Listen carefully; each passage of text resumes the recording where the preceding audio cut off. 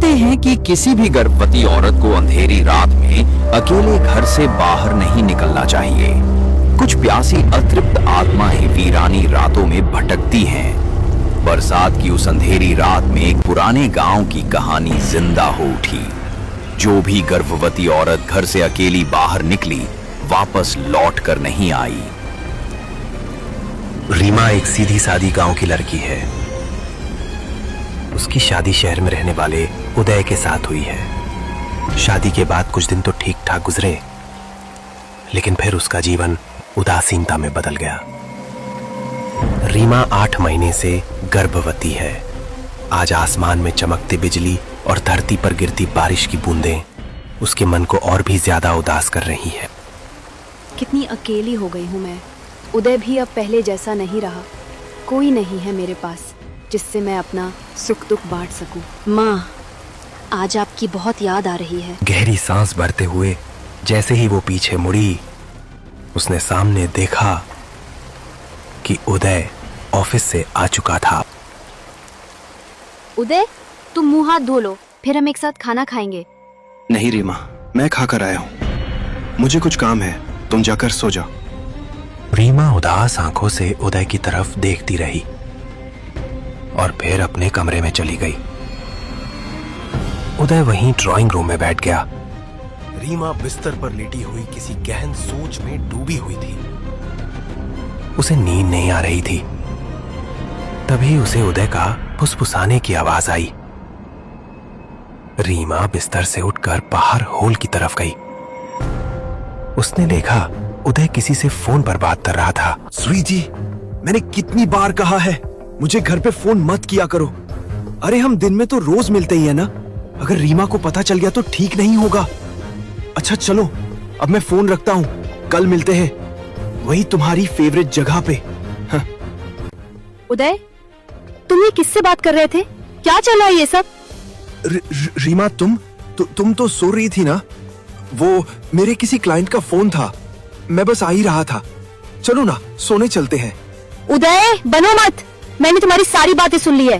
तुम मेरे साथ ऐसा कैसे कर सकते हो? हमारा बच्चा आने वाला है और तुम। लेकिन मैंने क्या किया है? मैं तो बस। ये स्वीटी कौन है जिससे तुम बातें कर रहे थे? मुझे तुम पर पहले ही शक था, पर मैंने कभी तुमसे कुछ नहीं कहा। मैंने सोचा कि तुम सुधर जाओगे, पर नहीं, तुम कभी नहीं सुधर सकते। रीमा, तुम गलत समझ रही हो, मैं समझाता हूँ तुम्हें। रीमा उदय की झूठी और मक्कार बातों से चिढ़ गई और जोर से चिल्लाई। बस उदय, बहुत हो गया। अब मुझसे और नहीं सहा जाता। तुम ना मुझसे ठीक से बात करते हो, ना कभी ये जानने की कोशिश करते हो कि मेरे मन में क्या चल रहा है। पर मैं तुमसे कभी कोई शिकायत नहीं करती, लेकिन तुमने हद कर दी है। मैं जा रही हूँ। तुम्हें मेरी और हमारे बच्चे की कोई परवाह नहीं है। फिर मैं यहाँ तुम्हारे साथ क्यों रहूं? तुम जाओ अपनी स्वीटी के पास। मैं जा रही हूँ, हमेशा हमेशा के लिए। लेकिन रीमा, बाहर बारिश हो रही है, ऐसे में कहाँ जा रही हो? रीमा, मेरी बात सुनो। रीमा ने अपना बैग उठाया और वो घर से निकल गई। उदय ने रीमा को रोकने की कोशिश नहीं की, बस वह उसे जाते हुए देखता रहा। उस रात बिजली की कराक के साथ जोरदार बारिश हो रही थी। चारों ओर अंधेरा और सन्नाटा छाया था। रात के 11 बज चुके थे। रीमा बारिश में भीगती हुई सड़क पर बस चले जा रही थी। वो बस स्टैंड पर रुक गई और किसी बस या ऑटो रिक्शा का इंतजार करने लगी। वो बारिश में भीग रही थी और उसकी आंखों से आंसू बह रहे थे। बस स्टैंड पर बैठे बैठे वो सोचने लगी, क्या मैंने घर छोड़कर सही किया? मुझे ऐसे रात में घर से अकेले नहीं निकलना चाहिए था। उदय को एक मौका और देना चाहिए था। शायद वो मुझे समझ जाता, लेकिन उसने भी तो मुझे रोका नहीं। वो भी चाहता था कि मैं उसकी जिंदगी से चली जाऊं। उसे अपने बच्चे की भी परवाह नहीं है। माँ कहती है गर्भवती औरतों को ऐसे रात में अकेले बाहर नहीं निकलना चाहिए। और ये मौसम, आज ये मौसम भी कितना डरावना है। जो भी हो, अगर उदय मुझे अपनी जिंदगी में नहीं चाहता तो ठीक है, मैं जा रही हूँ। अब कभी वापस उसके पास नहीं जाऊंगी। अब माँ के पास जाकर ही सुकून मिलेगा। मैडम जी, कहीं जाना है आपको?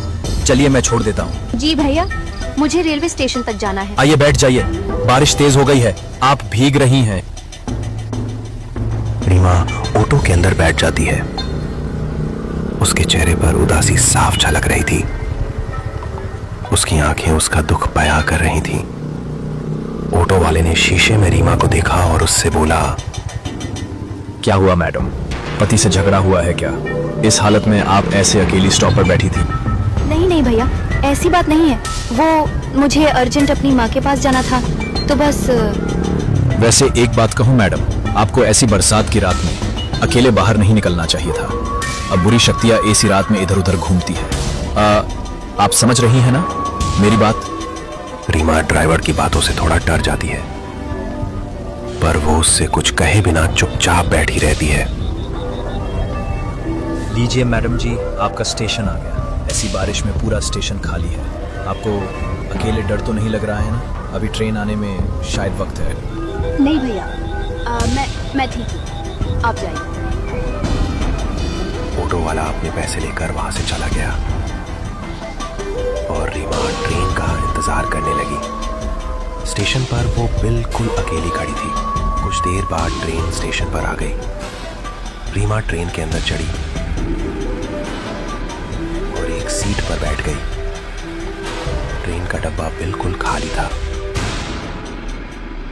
रीमा कुछ सहम गई। तभी ट्रेन के अंदर एक 8 साल का बच्चा आकर उसके सामने बैठ गया। आंटी, मैं यहाँ बैठ जाऊं? हाँ हाँ बेटा, आओ ना, बैठो। और चुपचाप उसको देखने लगा।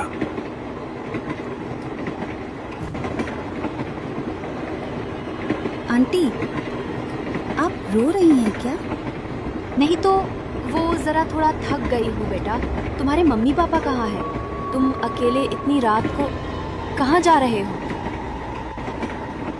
रीमा की बात सुनकर उस बच्चे के चेहरे पर एक अजीब सा भाव आ गया और वो बोला, आंटी, मेरे मम्मी पापा 20 साल पहले इसी ट्रेन में मर गए थे। बच्चे का जवाब सुनकर रीमा सन्न रह गई। क्या? पर तुम तो 7 या 8 साल के ही होंगे। फिर तुम्हारे मम्मी पापा 20 साल पहले कैसे मार सकते हैं? आपको मेरी बात समझ में नहीं आई ना? किसी को भी नहीं आती। अच्छा आंटी, आप मेरी मम्मी बनोगी क्या? आप मेरी मम्मी बन जाओ, फिर आप हमेशा मेरे साथ रहोगी। उस बच्चे की अजीब सी बातें सुनकर रीमा कुछ समझ नहीं पा रही थी। वो चुपचाप बैठ गई। अचानक उस बच्चे का चेहरा बदल गया। तुम कौन हो? कौन हो तुम?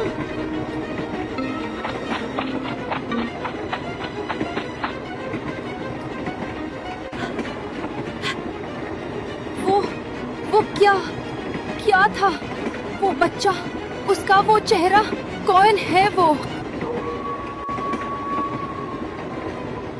क्या हुआ आंटी? आप डर क्यों गई? क्या हुआ आपको? आओ ना, मेरे पास बैठो। मुझे अकेले डर लग रहा है। तुम्हारा चेहरा तो ठीक है, पर अभी तुम्हारे चेहरे पर वो खून था अभी। खून? नहीं तो मेरा चेहरा तो बिल्कुल ठीक है आंटी। देखो ना, कुछ नहीं हुआ है। आपने तो मुझे डरा ही दिया था। सॉरी बेटा, वो थकान की वजह से ऐसा हुआ होगा शायद। आंटी, आप कहाँ जा रही हो? बेटा, वो मैं अपनी माँ के पास जा रही हूँ। क्या मैं आपके साथ चलूं?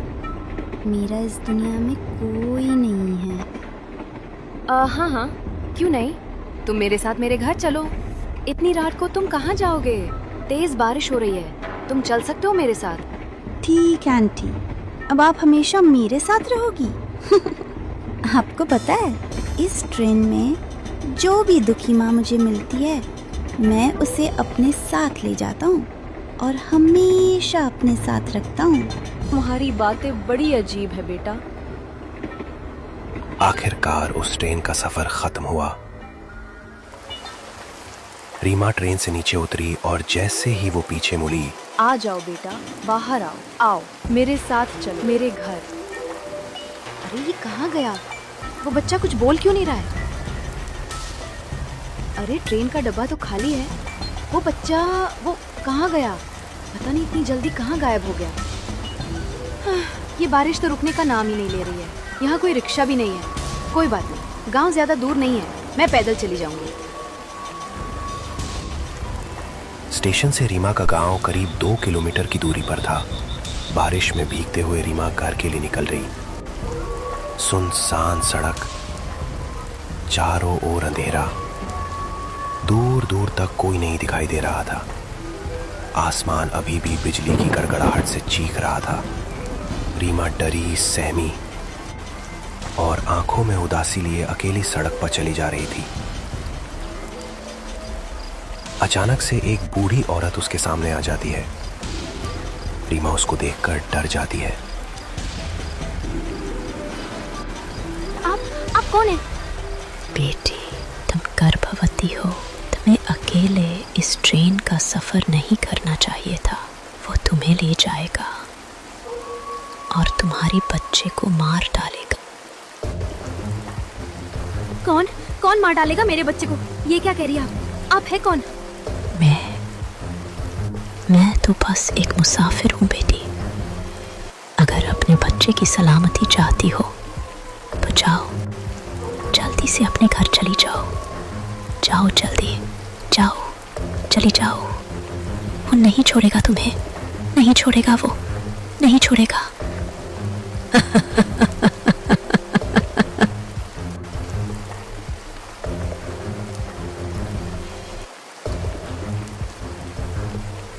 कौन थी वो और ये क्या कह रही थी? कौन नहीं छोड़ेगा मुझे?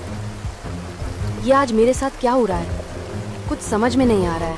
एक तो उदय ने मुझे धोखा दिया, उसकी वजह से मुझे अकेले इस हालत में घर छोड़ना पड़ा, और अब रास्ते में कितनी अजीब चीजें हो रही हैं मेरे साथ। पहले वो बच्चा पता नहीं कहाँ गायब हो गया, और अब ये बूढ़ी औरत पता नहीं एकदम से कहाँ चली गई। मुझे कुछ ठीक नहीं लग रहा है।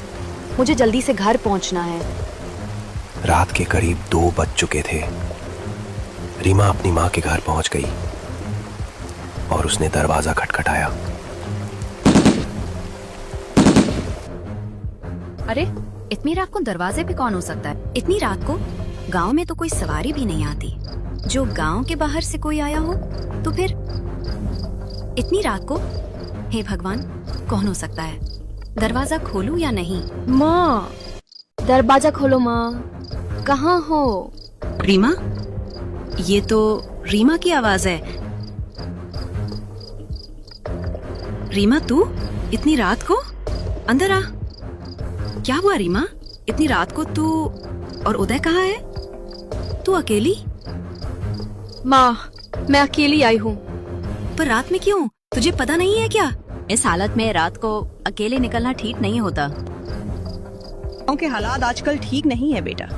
एक बात बता, तुझे रास्ते में कोई मिला तो नहीं था ना? नहीं माँ, बस एक बच्चा मिला था ट्रेन में। क्या? एक बच्चा? हे भगवान, तू उस ट्रेन से आई है? रीमा, रात को इस बच्चे गांव में स्टेशन पर कोई ट्रेन नहीं आती। तू जिस ट्रेन से आई थी, ये छलावा है, छलावा। ये क्या कह रहे हो माँ?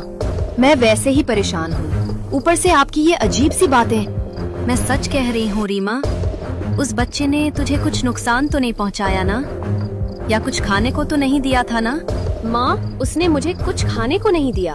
वो बच्चा तो बहुत प्यारा था, कितनी मीठी बातें कर रहा था। हाँ, बस उसकी बातें थोड़ा अजीब थी। वो कह रहा था कि मैं उसकी माँ बन जाऊं और वो हमेशा मुझे अपने साथ रखेगा। वो तो ये भी कह रहा था कि मैं आपके साथ आपके घर चलूंगा और हमेशा आपके साथ रहूंगा। पर पता नहीं ट्रेन से उतरते वक्त कहाँ चला गया। फिर रास्ते में एक बूढ़ी औरत मिली थी मुझे। वो कह रही थी कि वो तुझे ले जाएगा, तुझे अकेले रात में बाहर नहीं रहना चाहिए। पता नहीं क्या अजीब सी बातें कर रही थी। फिर एकदम से वो भी पता नहीं कहाँ गायब हो गए। क्योंकि माँ, वो बच्चा। रीमा, चुप हो जा, बिल्कुल चुप। मेरे साथ आ, जल्दी कर। क्या हुआ माँ? बताओ तो। कोई सवाल मत कर, बाद में सब बता दूंगी। अभी तू मेरे साथ आ। वो यही है। कौन यही है? अपना हाथ आगे कर, जल्दी। ये धागा बजरंग बली का धागा है। ये तेरे हाथ में जब तक रहेगा वो तेरा कुछ नहीं बिगाड़ सकता। पर माँ, कौन? तुम किसकी बात कर रही हो? और ये धागा। मैं तुझे सब बताती हूँ।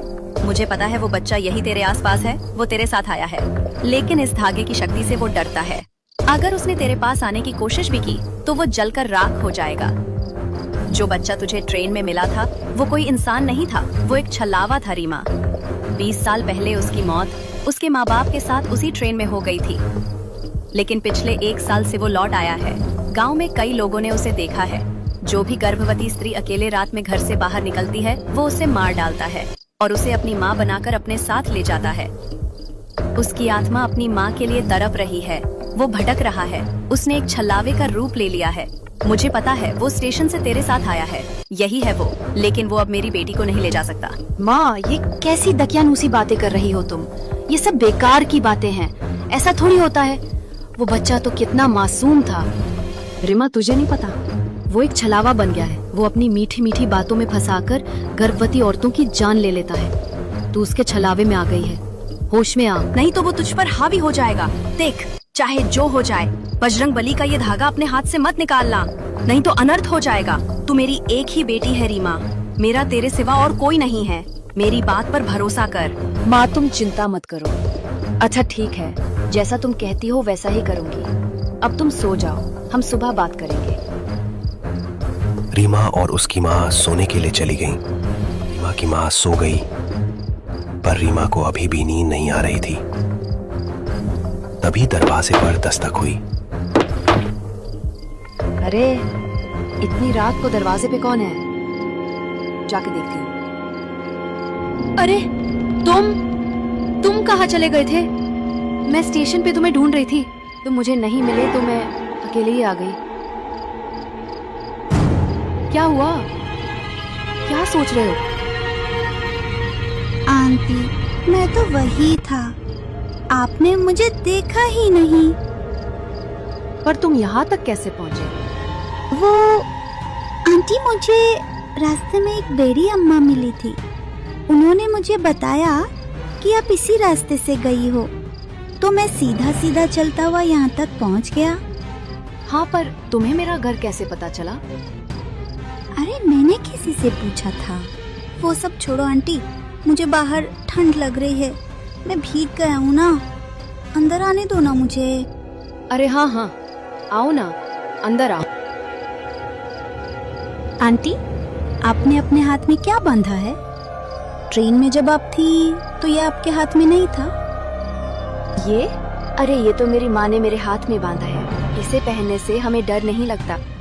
आंटी, ये धागा मुझे दे दो ना, मुझे डर लग रहा है, मुझे भी बांधना है इसे। ओ अच्छा, कोई बात नहीं, ठीक है, तुम बांध लो।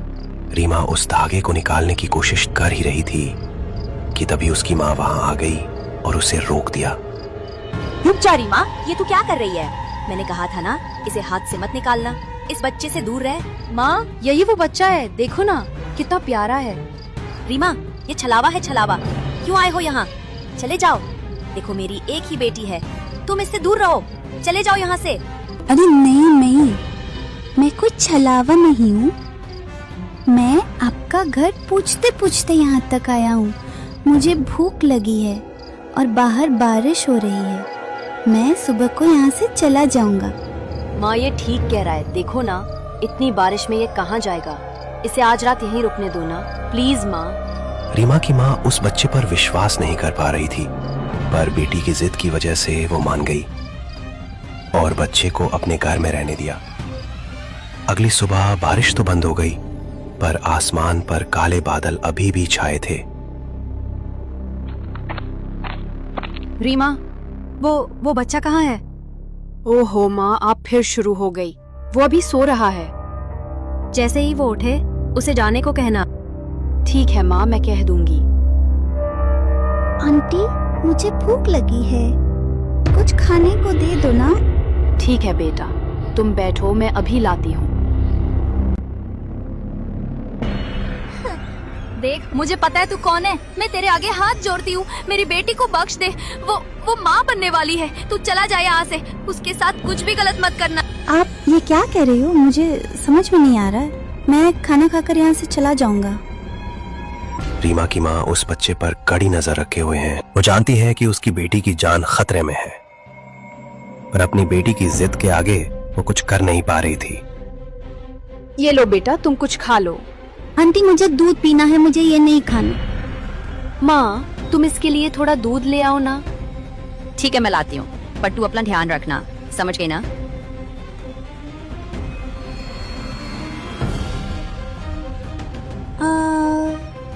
अब ये धागा मुझे दे दो ना आंटी। पर ये तुम्हें क्यों चाहिए बेटा?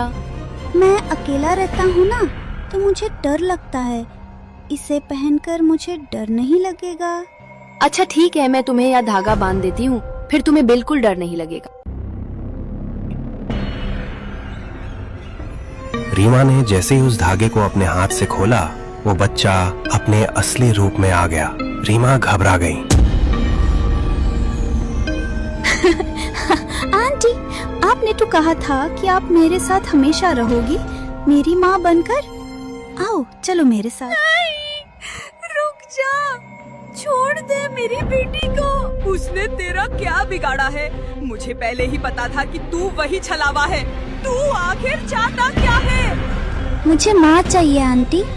मैं अपनी माँ को लेने आया हूँ। इन्होंने मुझसे वादा किया था कि ये हमेशा मेरे साथ रहेगी। अब ये अपनी बात से मुकर नहीं सकती। इन्हें अपना वादा निभाना ही पड़ेगा।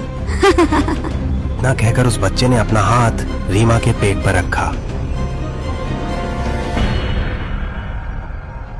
और रीमा नीचे जमीन पर गिर गई और उसके प्राण निकल गए। आओ माँ, चलो मेरे साथ। अब हम हमेशा साथ रहेंगे। रीमा मेरी बच्ची,